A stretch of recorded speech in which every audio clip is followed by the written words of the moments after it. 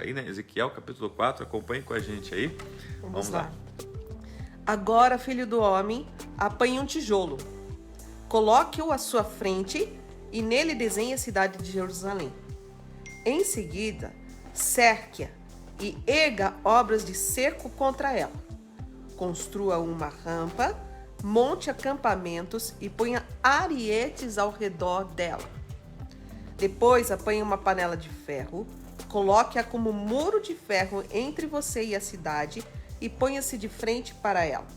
Ela estará cercada e você a sitiará. Isto será um sinal para a nação de Israel. Então, gente, assim, para você entender, Deus falou para ele, pega um tijolo de barro, né? Naquela época os tijolos eram mais ou menos desse tamanho, gigantes. Desenha nesse tijolo a cidade de Jerusalém. Exatamente. Coloca lá algumas coisas em torno desse tijolo, que representa, né, o inimigo, né, sitiando, cercando. Constrói umas rampas, eram usadas para invadir a cidade. As cidades que tinham muro, né, elas precisavam eles construíam rampas em torno para poder, né, invadir a cidade. Coloque rampas, enfim. Então, assim, por isso que eu falei, Deus estava desenhando, né, o que aconteceu e o que viria a acontecer, né, com Jerusalém. E agora, então, ele fala, pega uma panela de ferro, coloca também entre você e a cidade, tá? Demonstrando também, né, a panela de ferro ali, as barreiras, as proteções. E quando diz ali, né, coloque arietes, né? Arietes eram armas de guerra para abrir buracos em muralhas. Exato. Tá? Então, assim, como eu disse, Deus está desenhando, né, para que fique bem claro o que está acontecendo, o que está para acontecer, né, e o que irá acontecer. Então vamos lá, versos 4 agora. Deite-se então sobre o seu lado esquerdo e sobre você ponha a iniquidade da nação de Israel. Você terá que carregar a iniquidade dela durante o número de dias em que estiver deitado sobre o lado esquerdo. Determinei que o número de dias seja equivalente ao número de anos da iniquidade dela, ou seja, durante 390 dias você carregará a iniquidade da nação de Israel. Terminado esse prazo, deite-se sobre o seu lado direito e carregue a iniquidade da nação de Judá. Durante 40 dias, tempo que eu determinei para você, um dia para cada ano. Olhe para o cerco de Jerusalém e com o braço desnudo, profetize contra ela. Vou amarrá-lo com cordas para que você não possa virar-se enquanto não cumprir os dias da sua aflição. Então, para a gente poder entender isso aqui, né, também esse cenário, né, ele estando do lado esquerdo, né, Deus faz menção, né, a 390 dias, que na verdade não eram dias, anos, então 390 anos, que viria sobre Israel. Então eu fiz Israel. E depois ele fala do lado esquerdo e fala de 40 dias, que significa 40 anos, sobre Judá. Então observe que essa colocação Israel e Judá nos remete ao quê? Justamente a divisão que houve em Israel, o reino do norte e o reino do sul. Reino do norte, Israel, reino do sul, Judá. Tá? Então é Deus falando assim, olha, o castigo, né, que viria sobre o reino do norte, deitado do lado esquerdo, tá, de 390 anos de castigo. E castigo que viria, né, por causa dos pecados, ao reino do sul, Judá, 40 anos. Daí a gente vê que isso bem é visível. E ele estaria deitado um dia para cada ano, né? Um dia para cada ano. Daí a gente vê isso visível, né, que aconteceu realmente, né, como a Paulo menciona aqui, está descrito. Então agora ele vai começar apenas a detalhar um pouquinho mais, tá, sobre essas situações todas. Detalhe, tudo isso, qual é o motivo? Por causa do pecado do meu povo. Ele está dizendo porque o meu povo pecou. Qual era o motivo do pecado, pastor? O que eles fizeram que, né, Deus, uma pena tão grande assim, ou tão forte assim? Idolatria. Né? A idolatria nos montes, a idolatria, né, se achegando a outros deuses. Às vezes a gente fala em idolatria, logo a gente pensa assim, a gente ajoelhada diante de uma imagem, de um santo e tal. Exatamente, eu pensava nisso agora. Mas a idolatria a que Deus se referia aqui era o povo ir buscar, tá, respostas em outros deuses.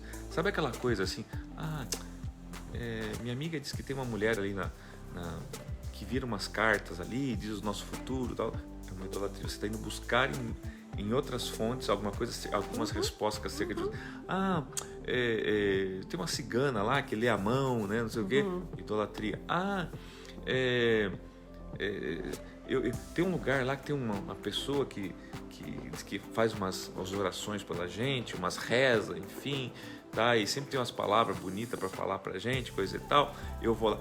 Aí que tá, às vezes você não sabe a procedência disso.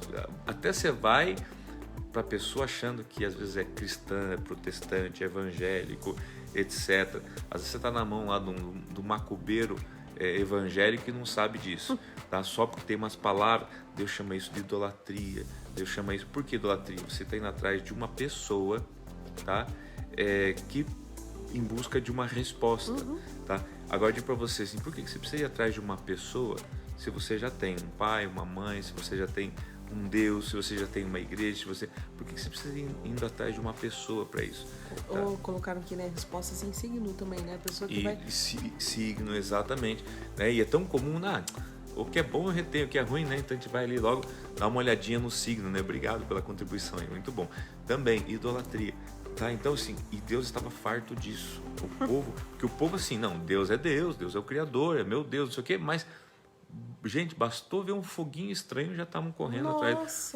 O povo de Israel amava isso, amava um foguinho estranho, e Deus então estava farto disso. Okay? Vou amarrá-lo com cordas para que você não possa virar-se enquanto não cumprir os dias da sua aflição. Pegue trigo e cevada, feijão e lentilha, painço e espelta. Ponha-os numa vasilha e com eles faça pão para você. Você deverá comê-lo durante os 390 dias em que estiver deitado sobre o seu lado. Pese 240 gramas do pão por dia e coma-o em horas determinadas. Também meça meio litro de água e beba em horas determinadas. Coma o pão como você comeria um bolo de cevada. Asse-o à vista do povo, usando fezes humanas como combustível. O Senhor disse, desse modo, os israelitas comerão sua comida imunda entre as nações, para onde eu os expulsarei. Então eu disse, soberano Senhor, eu jamais me contaminei. Desde a minha infância até agora, jamais comi qualquer coisa achada morta ou que tivesse sido despedaçada por animais selvagens.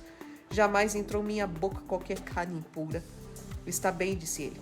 Deixarei que você asse o seu pão em cima de esterco de vaca e não em cima de fezes humanas.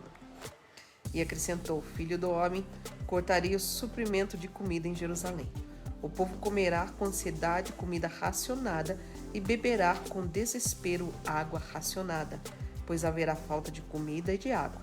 Ficarão chocados com a aparência uns dos outros e definharão por causa de sua iniquidade. Então aqui, gente, a primeira coisa que a gente precisa saber é o seguinte, a gente fica chocado, né, com essa ideia de assar o pão sobre as fezes. Porque a gente precisa saber que naquela época lá, as fezes eram um combustível, não fezes humanas. As fezes de animais, elas eram utilizadas como combustível. E as pessoas não é que assassem em cima das fezes, não, as fezes eram um combustível, tá, que queimava, eles colocavam a pedra e as pessoas assavam as coisas em cima da pedra. Mas, uma dúvida, quando Deus fala assim, você vai assar, né, sobre as fezes humanas, porque era considerada algo imundo, tá? Ou seja, porque você vai comer algo que é assado, né, num combustível, né, de algo que é imundo. Daí por isso que ele fala assim, olha, eu nunca me contaminei, ou seja, isso me contamina, tá? Então, mas o que Deus estava falando? Falando, olha, o castigo, tá, que eu estou colocando sobre Israel, sobre Judá, sobre o reino do norte, sobre o reino do sul, é o que? É fome, é escassez. E observe que então agora ele vem novamente desenhando e retratando isso através de quase uma peça teatral, uma pantomima, dizendo, olha, você vai pegar o pão, vai constituir o pão de trigo, uma curiosidade cevada. Aqui, né, ele fala trigo, cevada, feijão, lentilha, painço, que é um milho miúdo, né? E espelta, que é uma espécie de trigo vermelho, que hoje já não é mais cultivado. É um trigo de baixa qualidade, né? Isso, é baixíssima qualidade. Então, você vai constituir o pão desses grãos, né? E vai comer um pão de 240 gramas, se não me engano, né? Por dia, com meio litro de água por dia. Ou seja, vai ser escasso, vai ser, tá? E você vai fazer isso pelo período, né? Ali do número de dias. Tá? E se você for ver, a gente está falando aqui de vários dias, porque 390 dias, depois 40 dias. Então, imagina, agora, se coloca pastora, no lugar desse profeta, que para obedecer a Deus, ele precisa se submeter a esse tipo de exercício Por causa do povo. para representar para o povo. Com quem diz, estou desenhando. Só que para mim desenhar, eu tenho que viver isso. Exatamente. Então, Misericórdia. Entendeu, pastora? Tipo assim, aquela coisa assim, ó. Para que o povo entenda o que assim, eles estão fazendo, nós teríamos que imagina hoje Deus chegando para passar... você, pastor André, para a senhora desenhar que o povo vai passar fome, então a senhora vai passar fome, tá? E diante deles, para poder mostrar para eles o que vai acontecer. Você entende por que os profetas queriam mandar vir fogo do céu para consumir o povo? Porque eles sofriam, gente, por causa do povo. Porque eles tinham que primeiro passar, né, para tentar salvar o povo, na verdade. Nada fácil. Porque Deus fazia isso para quê? Para poder mostrar para o povo o que ia acontecer, para ver se o povo se arrependia, para ver se o povo, né, voltava atrás. E o duro que, segundo a história, né, de Israel, coisas que a gente vê que se arrependiam até por um breve momento, né? Porque é sempre isso, né? O povo, durante o seu período de dificuldade, ele até se arrepende. Não digo que é um arrependimento, porque a pessoa que se arrepende, ela não torna a fazer, né? Mas ali ela muda um pouco e vai diante do Senhor, tal, mas depois volta a praticar as mesmas coisas, volta a se afastar. Então o que resume, né, esse final aqui é justamente tal no verso 16, porque fala assim, e acrescentou, filho do homem, né? Deus fala então a Ezequiel, cortarei o suprimento de comida em Jerusalém. Então, basicamente, Deus está falando assim, é isso que eu estou representando através disso que eu estou pedindo para você fazer, Ezequiel. O povo, eu vou cortar a comida de Jerusalém. O povo comerá com ansiedade. O que é comer com ansiedade? Você viu a pessoa que está comendo com ansiedade, gente? Ela não sente nem o que come. E assim, aquela coisa, né? Aquele desespero. E a ansiedade, por que tá ansioso, né? Tipo, assim, aquela coisa, não vê o que come, não sente o que come, né? Parece que o que come não faz efeito, né? Então, comerá com ansiedade comida racionada. Ou seja, pouco. Quer dizer, tá ansioso e ainda tá limitada, né? E beberá com desespero água racionada. Então, comida racionada e água racionada. Então, gente, aqui, ó, preste muita atenção no que eu vou dizer agora. Toda vez que você está vivendo racionamento, escassez, seja do que for, tá? Eu lembrava, né, até na cidade, esse racionamento de água, falta de chuva, gente, é sinal. É sinal que alguma coisa não de tá algo, legal. De algo que não está legal, exatamente. Então, assim, entenda que não é, não, é tempo difícil, eu tenho que aprender a lidar com isso, não.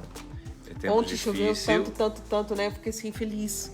Por ver que foi assim, Deus, obrigado por essa chuva, obrigado, Senhor. É um tempo difícil, é um tempo que a gente precisa aprender a conviver com isso, porém, não devemos deixar de estar ciente que é algo que estamos vivendo porque Deus está tentando chamar a atenção para algo, tá? Nós vamos ver isso mais claramente depois, no capítulo 5, 6, Ficarão 7. chocados com a aparência dos outros e defiarão por causa da sua iniquidade, né? Lembrando que nós temos ensinado ali na igreja, né? Iniquidade, diferença de pecado, transgressão e iniquidade, tá? Iniquidade é aquele pecado que já está cauterizado, né? Que a pessoa assim, ela já vai fazendo, não se importa mais, né? Tipo assim, não dá nada. Não consegue mais nem perceber. Não consegue mais perceber, né? Então, esse pecado de iniquidade, cuidado com o pecado de iniquidade. E o duro é que o povo em geral vai tocando a vida. Agora o duro profeta que vê isso, tem que viver isso. Tem que viver isso. Né? Então aí vocês veem assim, como é difícil o encargo do profeta, né? Do homem de Deus, da mulher de Deus, que vendo tudo isso, tendo que passar pelo povo, ainda na tentativa de ajudar o povo. Então, por isso que ele fala assim, este é um homem de Deus. Em que sentido? Porque é um homem santo? Não, porque é um homem que se permite passar por tudo isso para poder ajudar um povo que muitas vezes até nem quer ser ajudado. Jesus se permitiu, um profeta, se permitiu ir para a cruz, né, por um povo que o rejeitou, tá? E até hoje muitos não aceitam ele.